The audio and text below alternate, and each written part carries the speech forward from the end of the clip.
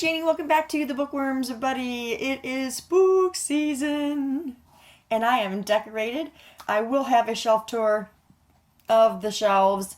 I've got some new things to show you guys, and then the old favorites are here. But anyway, this video is on my September wrap-up. I ended up reading 9 books in September. That was quite a few. One of those books was one that I read with my grandson Avery, so let's get started. First book I read in the month was End of Watch by Stephen King. This is the final book in the Bill Hodges trilogy, and I absolutely loved it. I rated it a 5-star. The whole trilogy is fantastic.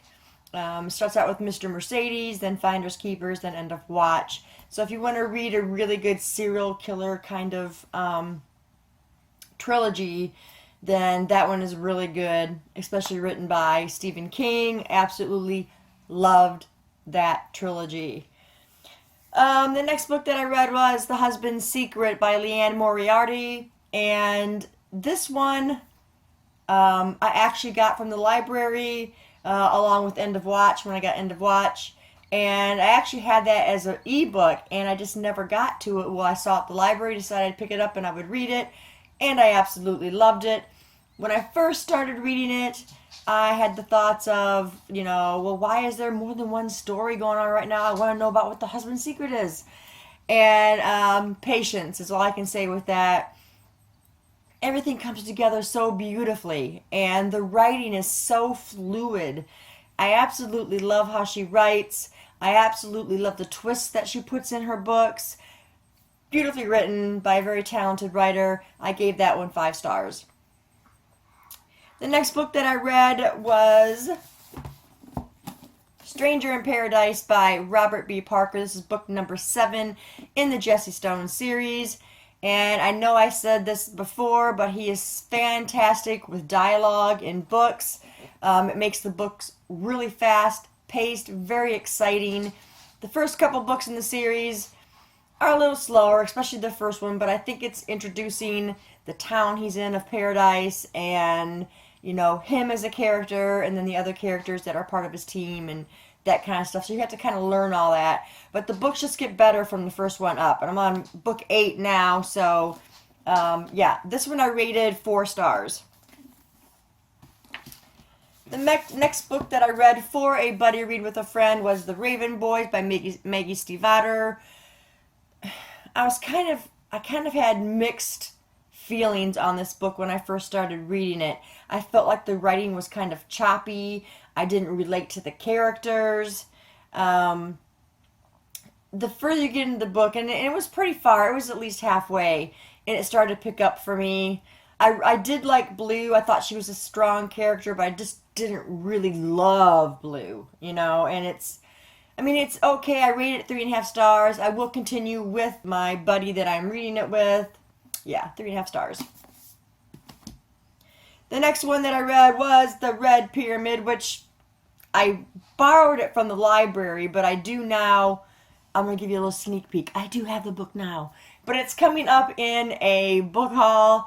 The Red Pyramid is a middle grade book. It is the first book in the Kane Chronicles, and Akos is having like a read-along with this. I don't know for sure if they're doing all the books. I'll have to check back with her on that.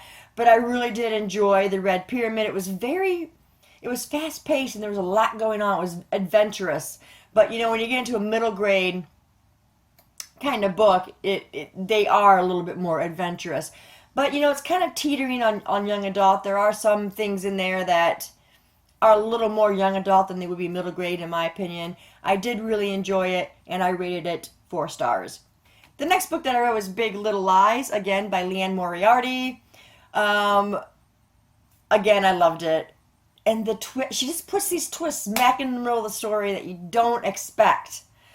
And this one was kind of based on or surrounded a school, and the parents of the school, of the kids, and in the beginning of the book, this girl comes back to the town, and her son is accused of attacking a little girl, and the story kind of escalates from there. And I just absolutely enjoyed the story again. I like the flow of her writing. It's very fast and it's easy to read, and there's always something going on to keep your attention. So, again, I rated it at 5 stars. If you get a chance to read Leanne Moriarty, do, because she's a great contemporary writer and I love her stuff. The next book that I read was We Were Liars, and this one has to go back to the library, I think like the 11th or something. This is by E. Lockhart, and I had read a lot of up and down reviews on this book. You know, a lot of people loved it, a lot of people hated it. I mean, I think it's one of those things, you're either going to love it or you're going to hate it. For me, I don't know. I just didn't think it should be called We Were Liars. I didn't see a lot of lying. Maybe like half-truths going on. I thought the book was kind of boring to start. It picked up a little bit. I ended up rating it 2.5 stars. I guess it's just really not my thing. I just really didn't get the story all that much. So, yeah, I read it, 2.5 stars, just okay for me. And then my grandson and I read a Kayak, and this was by Robert J. Blake, and it's a story about a dog sled team, and it has a great message about strength and what you can accomplish in the worst conditions. And my grandson and I both enjoyed it. Great illustrations, a great story. We gave it a 4 stars.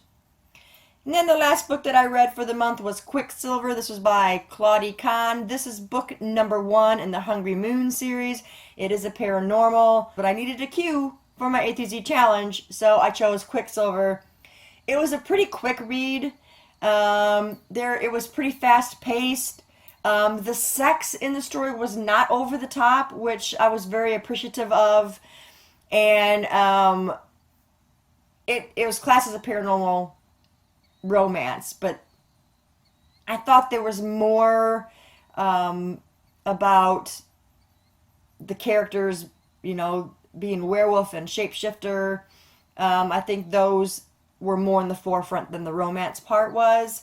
There was a good dose of insta-love.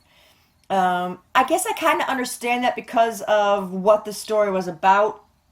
There's a big thing about your mate for life and that kind of stuff. It was an interesting story. I'm not sure if I'm going to continue with this series because I'm really not huge into paranormal romance. So, I mean, we'll see. Maybe I will pick it up and read the next one.